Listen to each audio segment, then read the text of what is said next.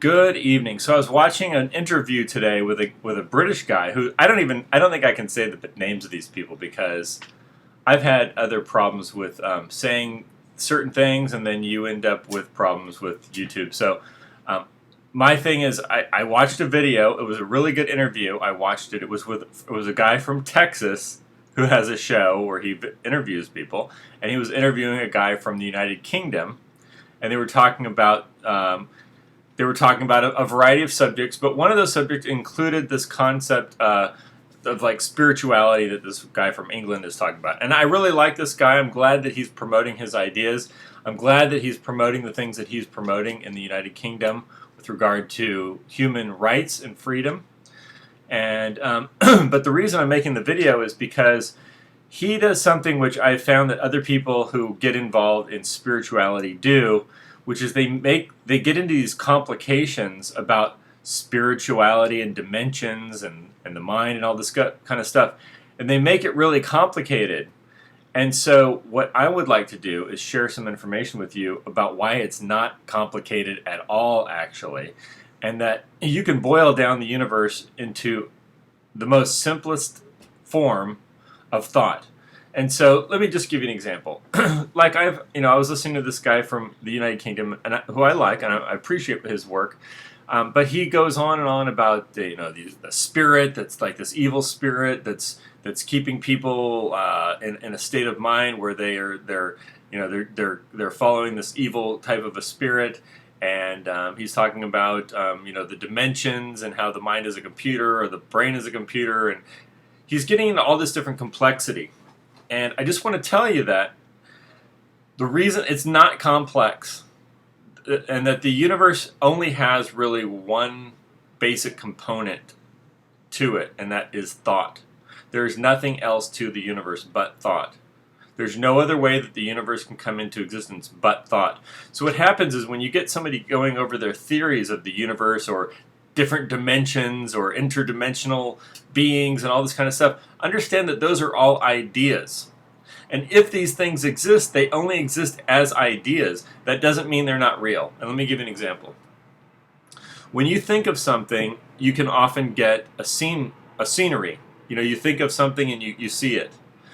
You remember a person and you can see their face, or you remember a scenery that you experienced with them.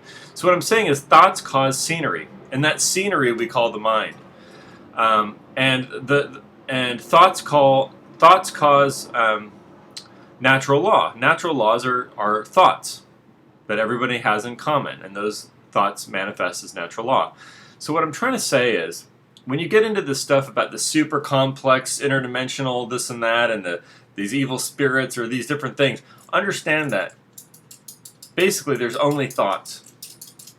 There's only thoughts, and that doesn't mean that doesn't mean that things aren't real, because the universe comes from thought. That's what I'm trying to say. The universe comes from thought. The universe is a manifestation of thought. So if you have different dimensions and all these different things and these different forces, understand that those are all rooted in thoughts. So there's really basically, the only thing that there is to this universe is something that thinks thoughts, and then the thoughts, and then they materialize as scenery, right? And that scenery you would call the universe or the mind. Like this, when you think of something and you remember it and you see a scene, that scenery, that's your mind. When you walk around in the universe, you're seeing scenery, that's a mind. The mind is the scenery. The mind is the space and the energy. That's all it is. And it originates from thoughts. It doesn't come from anywhere. There's nowhere else for it to come from. So when you get into this whole complexity of all these different dimensions and all this different stuff, understand that those are just thoughts.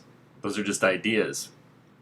And there's nothing else to them but ideas, which is why there's really no mystery to the universe when you understand that it's thoughts. They're thoughts. And so I guess the only real secret to the universe is there's something that thinks thoughts.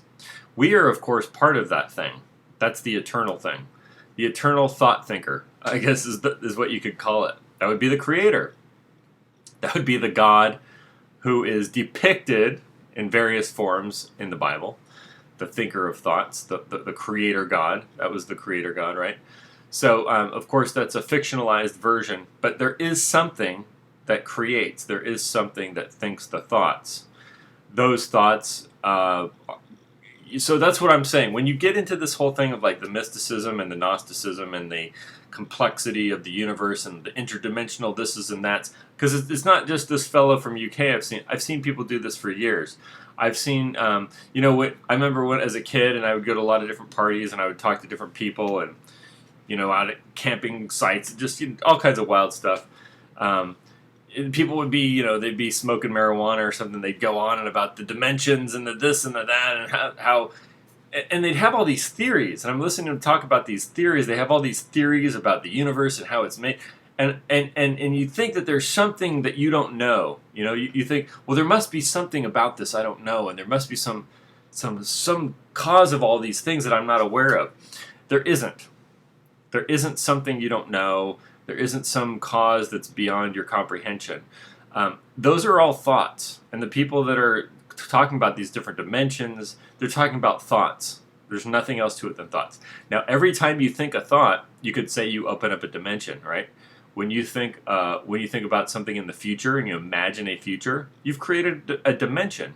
In other words, you've created a space and energy. So you've created one on a thought level. And we're living in one on a three-dimensional collective mind. That's what I would call this, the physical universe, the collective mind. So you have, those are the dimensions. So any dimension stems from a thought. I'm just going to tell you one more. You imagine a future. If you're imagining some future, Walt Disney used to imagine building these different sections of Disneyland. Well, he was imagining those. He was creating a dimension of the mind through his imagination. And then he would take that mind dimension that he had envisioned and apply it to this collective dimension called the physical universe and build a new section of Disneyland. Now, the physical universe is itself a dimension of the mind. It's a collective dimension of the mind. And it stems from thoughts. It doesn't come from anywhere else. That's why I'm trying to say, when you think that there's some secret about the universe, there isn't one. The only secret is that there is no secret, and that all of it is thoughts. It's just thoughts, and there's something thinking thoughts, and it's not. Thoughts are not thought by anything in the universe. The thinker of thoughts is not in the universe. The imagination, the thing which imagines, is actually not in the universe. It's just outside the universe. It's not in the universe. It's creating the universe, so it couldn't be in it. So you're part of that thing, which is the eternal thing, which is the God thing, and so you're part of that. And so when you're reading like different religious books or whatever, and it's describing this thing which is outside the universe, which thinks thoughts and creates, that's the thing that you're from. You're from that. Right, so you're from that thing. You're actually not from the universe itself. The universe is a projection. It's a dimension. That's why the further you go out in space, people think like it. Now, this is why astrotheology was misleading, because everyone said that the stars, those were the gods, right? The stars were the gods, and so the God was in heaven. And so when the Creator God was written into the Bible, it was still written into the Bible as astrotheology, so that the God is in heaven. And then people reading the Bible thought there was a God out there somewhere in space. And that's not true. God is not in space. The space is just is a dimension. It's a dimension of thought. So there's nothing in it. It's just endless. It's an infinite dimension of thought. It's created by a thinker of thoughts. And you are a thinker of thoughts, and so you're part of the thing that thinks the thoughts, and that is the creator. So the creator element is where you're from. You're from the creator element, and the universe is a projection of. I would say the physical universe that we all experience collectively is a collective dimension. It's a collective mind. It's scenery. The mind is scenery. So there's nothing. That's what I'm saying. There's no complexity to it. The guy from Texas and the guy from England were going on about. They go on about these dimensions, which I understand. If you don't know what I'm telling you, it would seem complicated. That there's something that you don't know about, and there's like a dimension somewhere. Now there could be other dimensions of thought, right? And maybe when your body dies, you're in another dimension of thought. It would just be another dimension. That's all. It would just be, but it would be a projection of thoughts, just like this is. It. In other words, there's nothing more to it. It's not like there's some secret thing that's being made somewhere by some foreign influence that you can't contact or understand. There's nothing beyond the thought thinker. The thought thinker is the thing. That's what I'm trying to say. The thought thinker is the thing. You are a thought thinker. And the thought thinker is the thing. That is the eternal thing that you come from. That's where you're from. And that thing is not in the universe. It's projecting a dimension. By projecting, I mean it's viewing scenery, which it's basically, if you think about it, if there's nothing, which would be the basic idea is nothing, but a being who thinks and projects a dimension, then that dimension is something. So you have a nothing and a something caused by the thoughts. So the nothing, which can think, makes a thought, which makes a scenery, which creates the something. There's a somethingness there. And that's all there is to it. That's all there is to it. There's nothing else to it. So there's no secret. There's no secret thing making everything for you. It's just there's just nothing else to it other than the fact that you are from this eternal thing, which is the thought thinker, which is totally not subject to the laws of the physical universe because it's causing them by thoughts. So I hope that helps.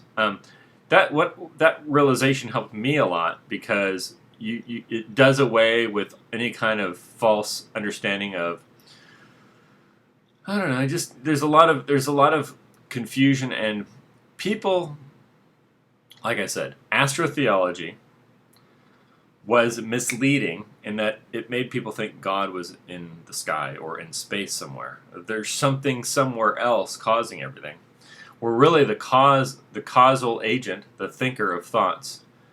A thought is a thing. It's generated by the thinker of thoughts, which is you can't put your finger on what it is. So that would be the ultimate secret, is that thing, which you know everything about because you are where it is and it's where you are. And that would not be in the physical universe. That would be the physical universe would be a place. So every dimension is a place, and you create dimensions with thoughts. And that's all I have to say about that because there's nothing else to say about it. What else could be said? So anyway, that's the message, and have a good evening.